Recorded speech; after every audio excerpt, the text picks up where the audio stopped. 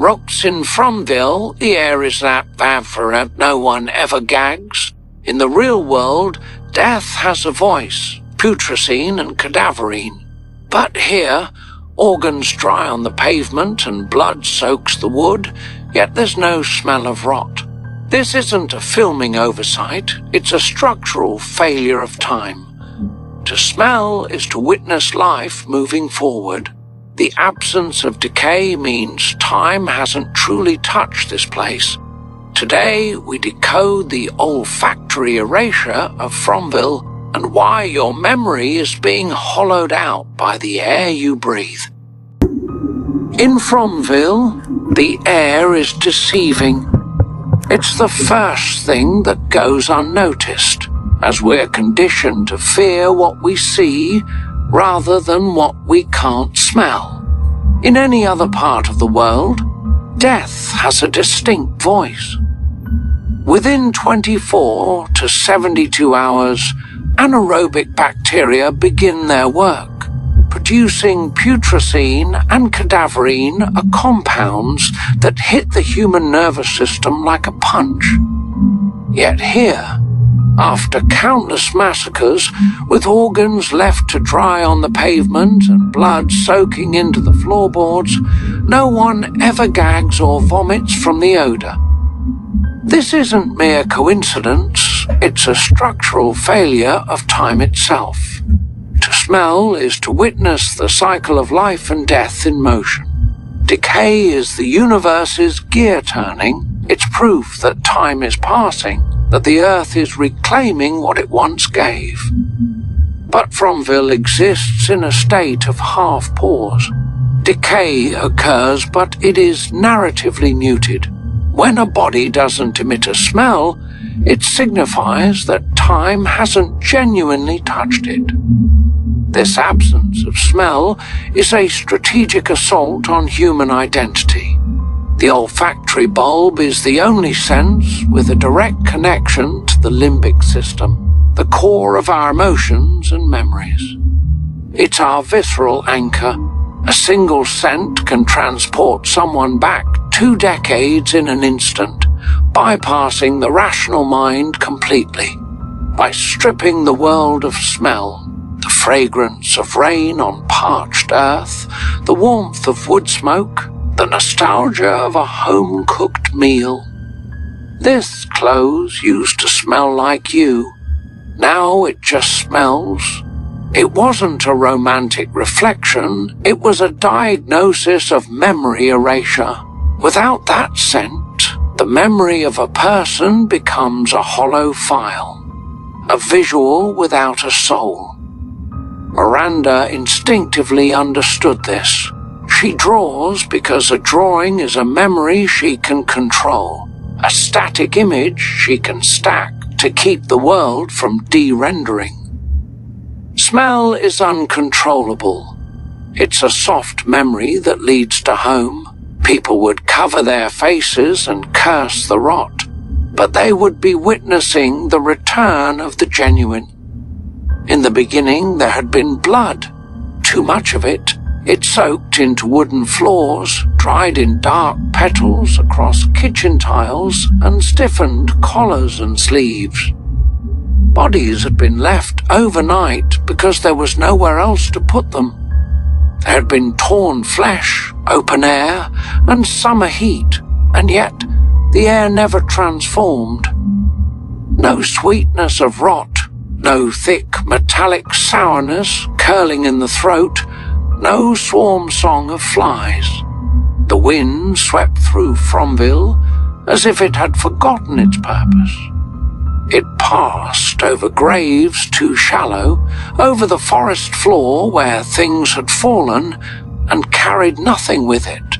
Just coolness, just stillness. Tabitha felt it too, though she couldn't name it at first. When she held Victor in the empty cellar, something older than her own memory pressed against her senses. Not an image nor a voice, a sensation. It should have smelled of damp earth and old wood. It should have smelled of mold, history, and human fear trapped in stone. Instead, it smelled of nothing, like a breath held in suspense, and in that absence, memory began to stir. It didn't flood her all at once, it seeped in, like water finding cracks in dry ground. Not her life, but someone else's, Miranda's hands. For years we observed Tabitha, assuming she was merely playing a role or perhaps channeling a soul from the past.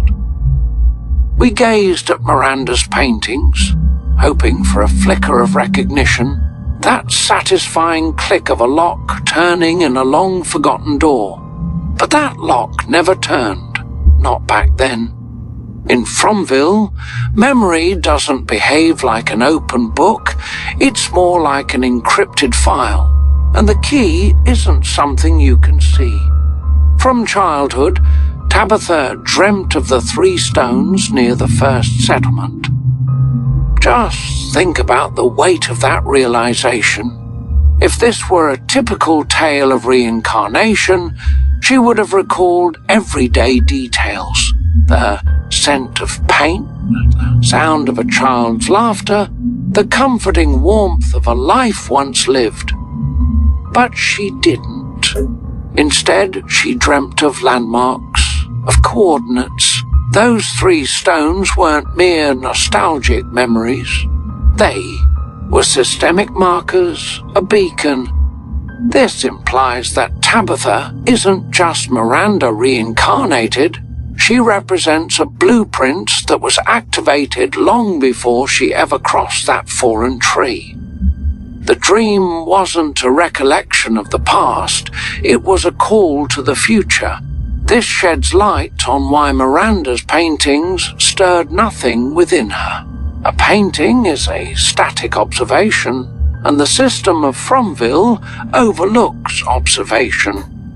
It craves intensity and demands the closing of a circuit. It wasn't until Tabitha embraced Victor in that cold, empty cellar, the living embodiment of the 1978 trauma, that the sparks finally ignited. In that embrace, 2 currents converged: the childhood pattern and the frozen archive. This wasn't a soul awakening, it was the reconnection of a severed wire. That's why the memories surfaced in flashes, sharp and fragmented, rather than a smooth stream. The file was being decrypted in real time under pressure, through the only medium the town values: emotional contact. The horror here runs much deeper than a simple ghost story. If Tabitha had these dreams as a child, it means Fromville doesn't just ensnare those who wander into its grasp. It identifies them. The dream of the stones suggests resonance precedes arrival, embedding the coordinates of their future failure in their sleeping minds. Miranda failed, the slot opened. The system sought compatibility and found a young girl, whispering the location of the stones into her dreams. This isn't a soul transferring from one body to another.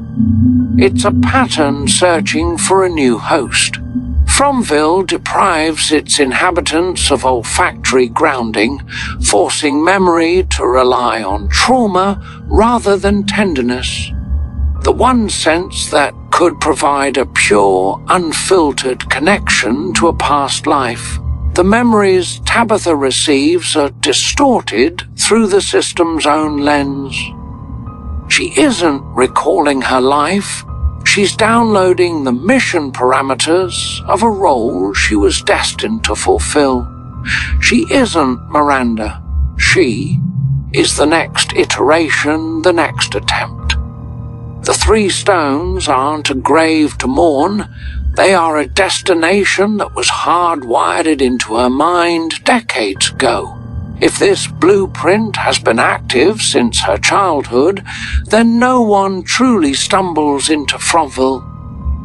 They are called home to a place they've never been, to complete a sentence that the town refused to let end.